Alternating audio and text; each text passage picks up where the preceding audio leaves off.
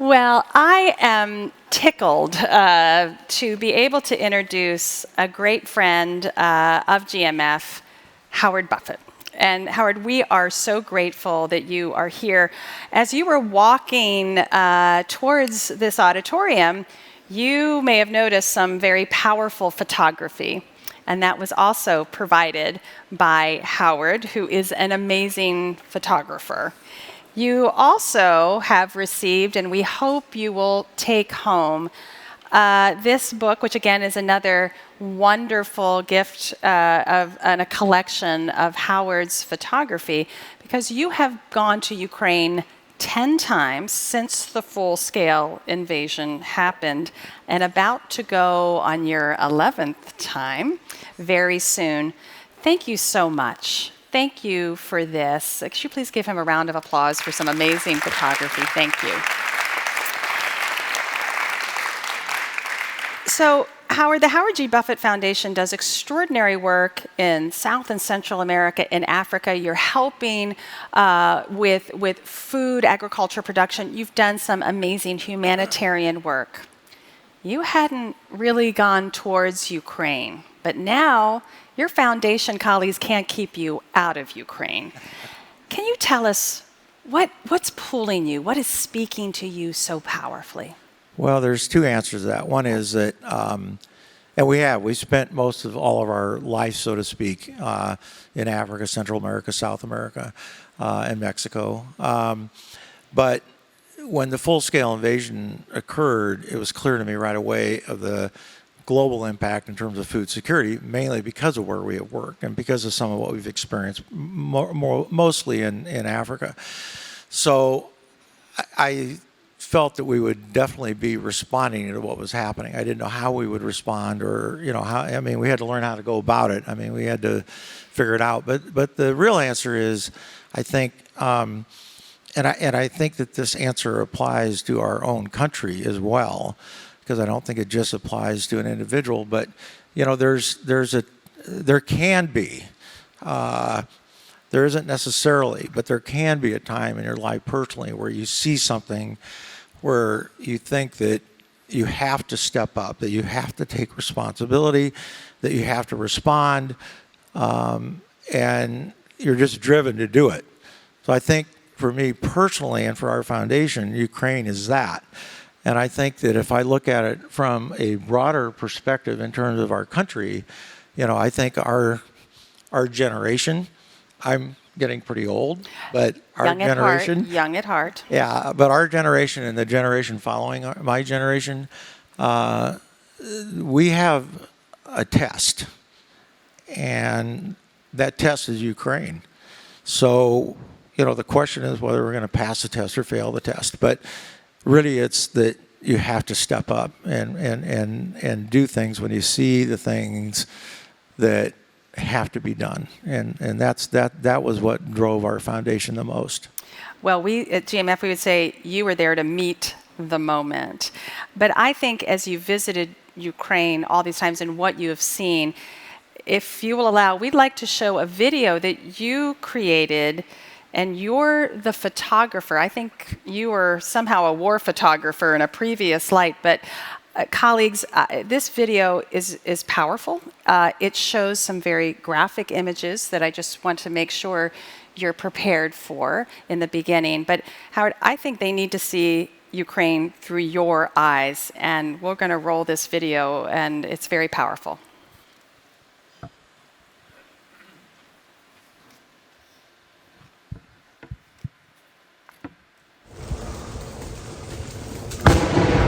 Укриття!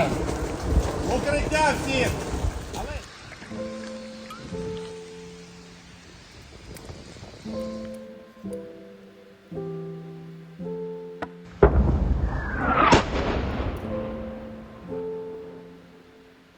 There is no time to look back, and I'll tell you why. Because what we do now is going to change the course of history.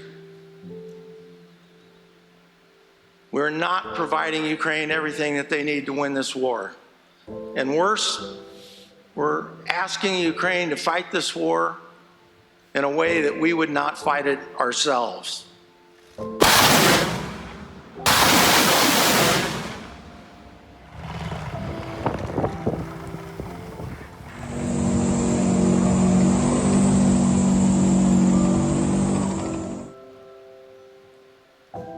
This war in Ukraine is a war on civilians. It's a war on food security, both in Ukraine and globally. It's a war on democracy. It's a war on freedom. And it's a war on sovereignty. The widespread devastation, the scale of war crimes, and the targeting of civilians goes against every humanitarian rule, every law, and every convention that rules war. The war in Ukraine is a war on humanity. We must stop it.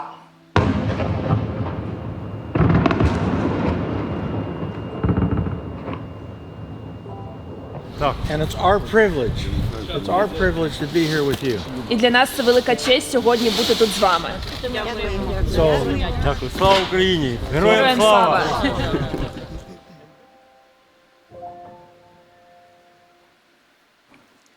Thank you for sharing that.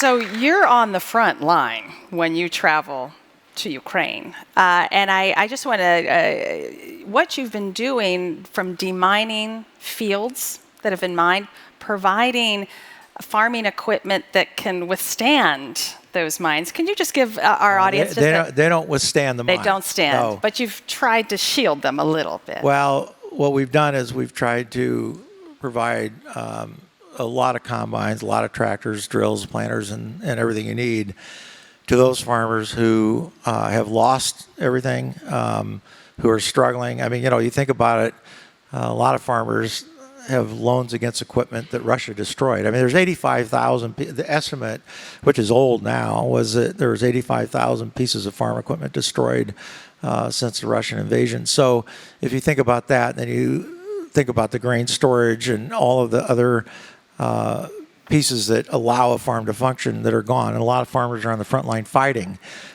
So yeah, the text I got was November 4th last year was the first combine we had that got blown up by a landmine.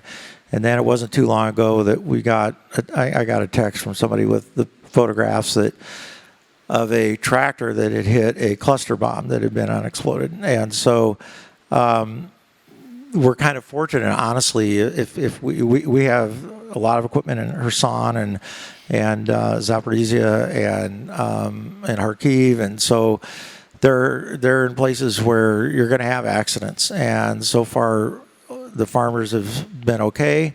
But we're trying to experiment with things that would be pretty boring to everybody here. But if we have certain kinds of fluid in the tires, will that absorb some of the blast? I mean, some of those. We're trying to be pretty innovative, and we're learning, and we're wasting a little money as we go because we're trying to go fast. So some things don't work. And then on the demining, we're trying to be very innovative in terms of taking our experience in both agriculture with guidance systems, and we have some that we've applied to bulldozers that we're going to try to use for verification for demining, not for clearance. But we're trying a lot of different things. So far, we haven't gotten there, but we've made a lot of progress. Well, Howard, we often talk about how the Ukrainian military is innovating in ways that we're astounded. Farmers and you are equally innovating. And I think you wouldn't do this, but I'm going to do it. Since the war began, at the end of this year, if everything remains on track, the foundation has provided $800 million to Ukraine. Yeah, well, we'll do that. That's extraordinary. That's extraordinary. We're going to do what we say we're going to do. Absolutely. Extraordinary. So we have a common bond in farming, which we discovered. Obviously, you come from a farming family. I come from a farming family as well. And what brought the Howard G. Buffett Foundation and GMF together was we needed to have a very different conversation with American farmers and farming communities and just American communities about why a sovereign Ukraine is so important to their security, to their prosperity. So we're going to cue a video of one of our Whistlestops, but I'm going to ask you, what do you think about these Whistlestops? I don't think I ever get to interview you on this. Well, first of all, I have to tell you, I didn't come from a farming family. You're a farmer. Yeah, I get in trouble for this, but my dad probably couldn't tell you the difference between corn and soybeans. But anyway, so it wasn't a family. You are the first gen. You're the first gen. Well, okay. And I made a lot of mistakes trying to learn, but I finally got there. But yeah, I love farming, and so I think the whistle-stop tours are really important. I think that there's a lack of understanding across America of what Ukraine means to our own country eventually. And you've heard me say this. You can talk about Ukraine for the moral reasons, the ethical reasons, or the selfish reasons. And I think the narrative that has failed to reach the American people is that if you look at the NATO countries, they're over 30% of our international trade. If you look at the money that Congress is hopefully going to continue to appropriate, we're not writing checks to Ukraine. We're spending most of that money in the United States, creating American jobs or sustaining American jobs. And the biggest thing I learned from being on the front line is we're cleaning out a lot of ammunition that isn't very effective. I think we've been through that now. I think now it's, we've gotten past that point, but we cleaned out a lot of old ammunition. We replaced a lot of old systems with upgraded systems. We have learned how a modern war is going to be fought, which is something I don't think we've been prepared for. So there's a lot of lessons that we've learned. The money has supported the United States at home. It's not like we're writing checks to Ukraine, which is what people tend to say. So when someone says to me, well, we're sending all that money to Ukraine, I always say, what money are we sending? They can't tell you. They don't know. They're just repeating something that they've heard. So they're very uninformed. So it's unfortunate because Ukraine will affect us financially, but eventually if Ukraine is not successful, it's going to spill American blood. And I think that's what people have a hard time connecting, is because we've learned in philanthropy, if it doesn't affect you, you don't care. That is just, it's the way, it's human nature. So right now, Ukraine is so far away, and people have a really hard time understanding my kids might be fighting a war if we allow Putin to win in Ukraine. And that, I don't see how you come to any other conclusion than that conclusion. Because Russia has got a history, Putin has a history. I would just say believe Putin. Believe what he says. This is a guy who has actually gone out to the world and said, I'm going to commit genocide. I'm going to destroy Ukraine as a country. I'm going to destroy the Ukrainian people. I'm going to destroy the Ukrainian culture. And he has said that. I mean, it's pretty amazing that someone would come out and say that and then try to do it. And that's what he's trying to do. So when he says that Ukraine is a proxy war against NATO and the United States, I would believe him. Because if you go back through history and look at everything that he's done, and he's never been held accountable for the crimes that he's committed and the people that he's killed and the way that he's done it. So I just think that America faces a huge challenge going forward if we don't accept the fact that we will be fighting this war if we don't help Ukraine win. That's why you're so effective on the Whistlestop Tour. Absolutely. Thank you. And so we married that deep desire to have a new conversation with the American people with our history. That when the Marshall Plan was announced over 75 years ago, the American people weren't too crazy about that idea, too. High inflation, we'd done our part, time to focus at home. But what began to turn was that people started having conversations exactly why this was important. So we decided we were going to modernize that concept, and you and me and the Ukrainian ambassador to the United States, Oksana Markova, who is an amazing force of nature. So we have embarked on the Whistlestop Tour. We've done 3 stops. So we want to show you the power of our second stop, which was Kansas City, Missouri, and Odessa, Missouri, which was named after Odessa, Ukraine. So very powerful. So why don't you take a watch, and then we're going to open it up for some questions for Howard, please. So just to get kicked off, I just wanted to ask everyone, what have you heard about the war in Ukraine? The reason why Putin's Russia attacked us is because they want to deny us the right to exist. Putin wants to destroy freedom and democracy anywhere he can. Because if a Ukrainian can live freely and choose its path, why can't a Russian? So we're glad you're here. American citizens have been pulled away from a lot of understanding about the role that they play in foreign and security policy. It's not about the politics, it's just helping one another, and that's what we want to lift up. So you play an incredible role because communities help communities in need. It's as basic and as important as that. We have sent $197 million worth of medicines and medical supplies. That's about 300 tons worth of various kinds of aid. They have the people, but what they really needed was infrastructure. So this is just your standard primary care. We wanted to give a quick overview. Yeah. Oh, wow. Very close to the salt that just really needed the most. We had an Odessa United rally. So our money went directly to Ukraine when we had this event. Every single neighborhood across the Kansas City region, you would drive down any street and you would see Ukrainian flags. People are very interested, and I think we have to explain people more. Do you think they are more supporting it? Would be sanctions, in your opinion, help Ukraine to win? What is the cost of losing this war? And do you think he'll withdraw?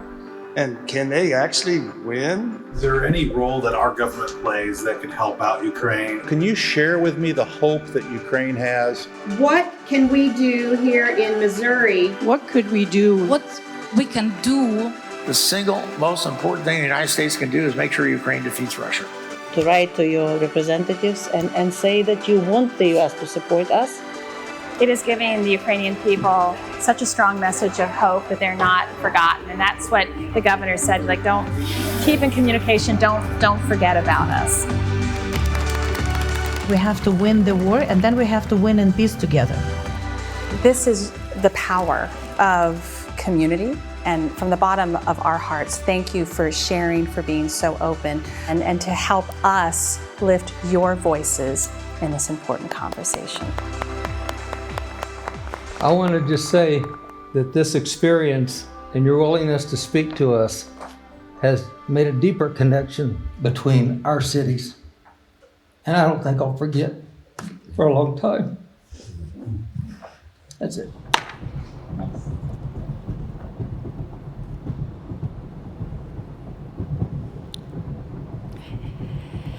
It is so powerful to be part of those conversations, and we thank you from the bottom of our heart that we have been allowed to do this. We have an extraordinary person here. Let's ask him some questions about his why and your own experience. So I'd love to open this up to questions and conversations. We have a colleague right in the back, so we're going to wait for a microphone. And here it comes, here it comes, here it comes. Sorry, you're hiding in the back there.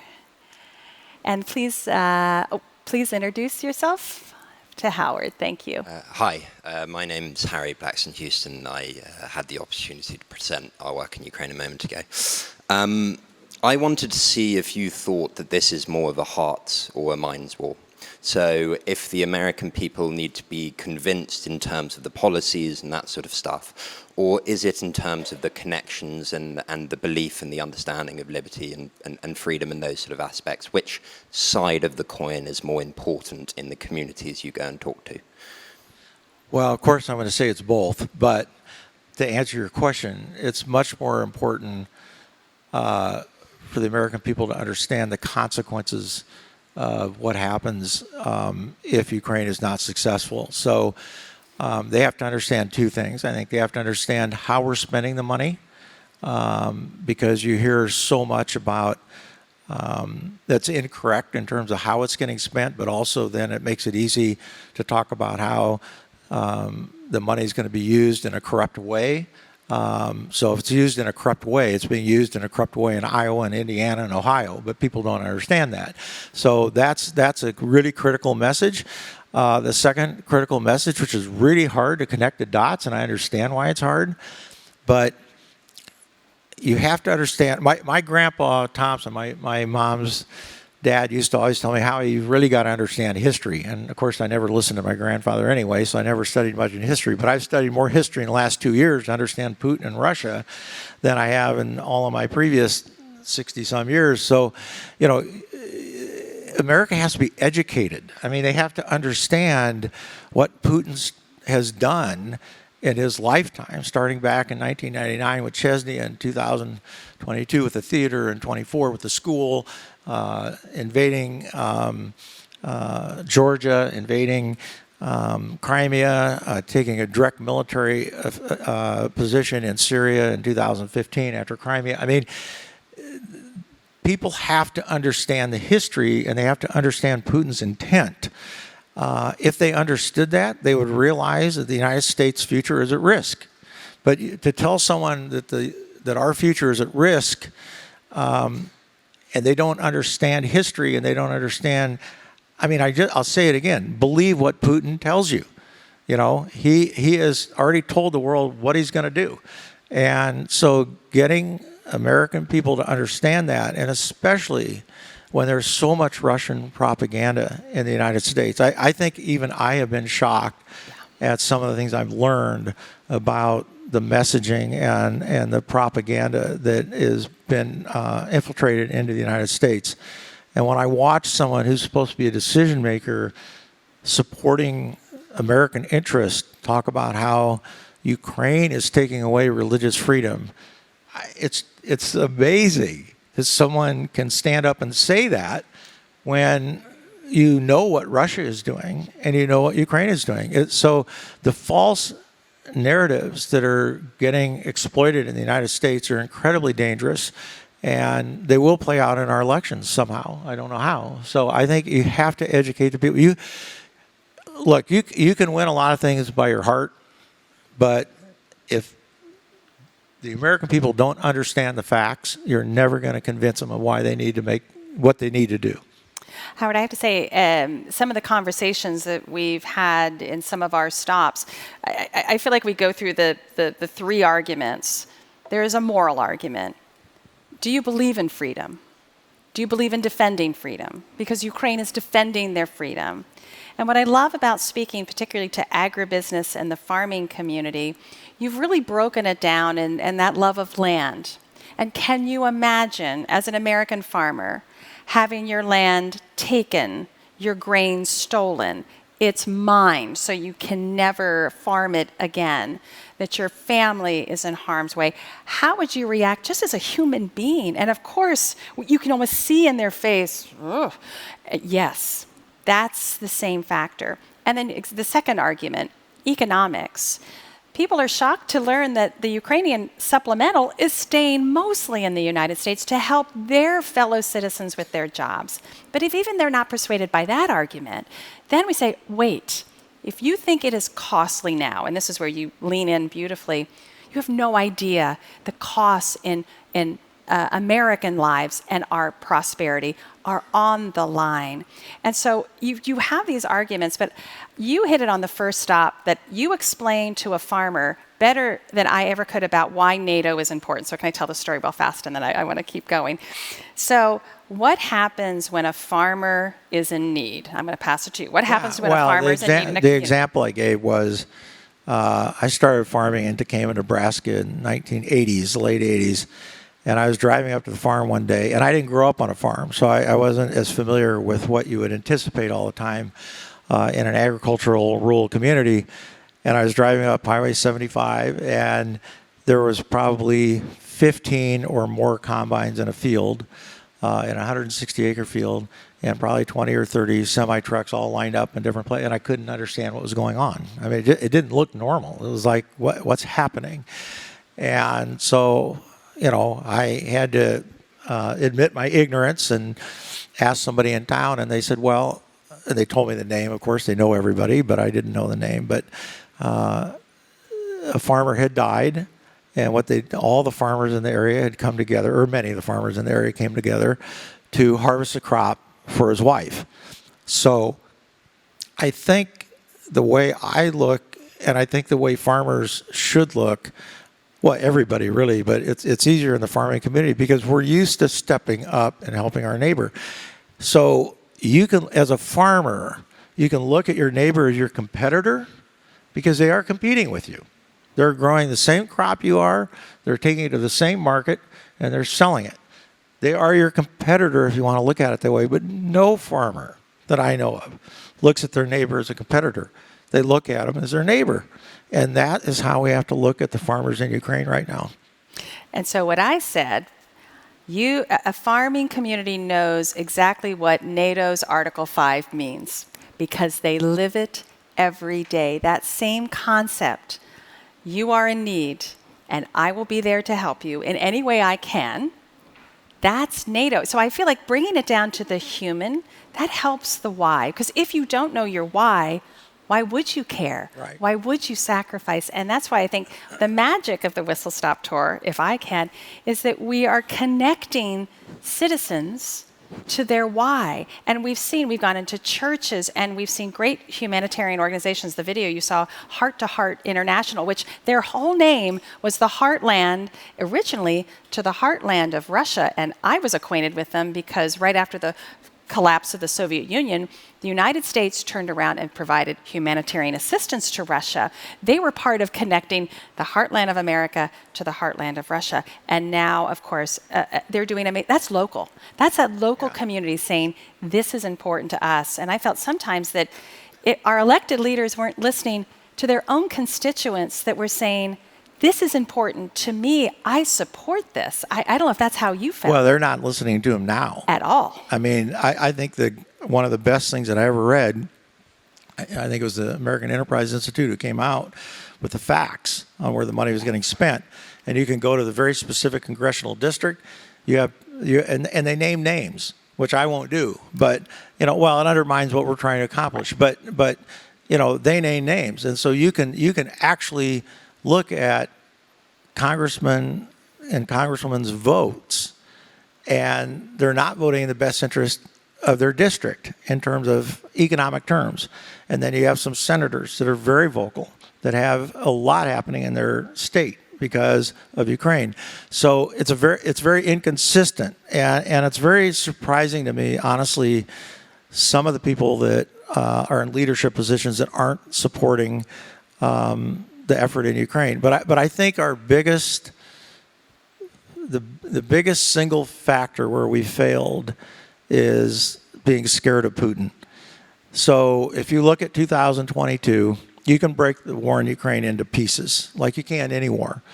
And in 2022, if the United States had provided what Ukraine needed when they needed it, Ukraine would look different today, without a question. And we didn't do it. And we didn't do it because we're scared that the war could be escalated to the point where Putin might use a nuclear tactical weapon or a nuclear weapon. And if you're scared, I mean, John McCain said it best. If you don't challenge Putin, you're going to embolden him. And he said it much more eloquently. There's a great quote, and I don't remember it, but Putin thrives on what he thinks is weakness. And so he sees us as weak.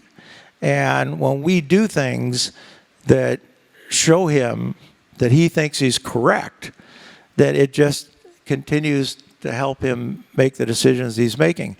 So we missed the opportunity. But what's really important is Ukraine can still win this war. There's no question that they can win this war. But we have to stand up and help them. And there's urgency to this right now.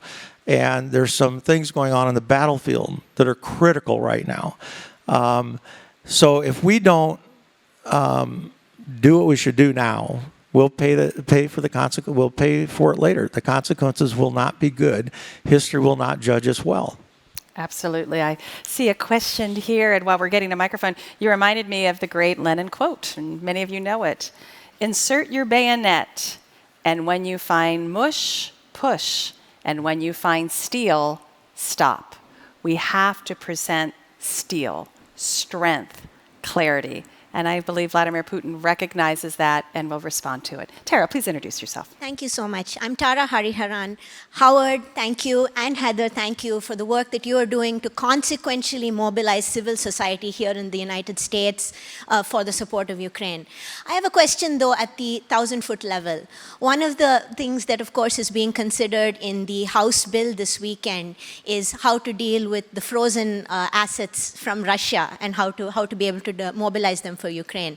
I just wanted your views on this issue, how feasible you think this process is going to be, and more importantly, given this is at, again, the 10,000-foot level, how you see this trickling down to the private sector and to civil society initiatives to be able to help Ukraine. Thank you. Well, I would have given you a very different answer 2 years ago, because I would not have been at the forefront of suggesting that we move on Russian assets. But I have a different opinion today, because I think that when you watch what Russia and what Putin is doing, you should just say it just doesn't matter. I mean, we just have to do what we have to do to help Ukraine win.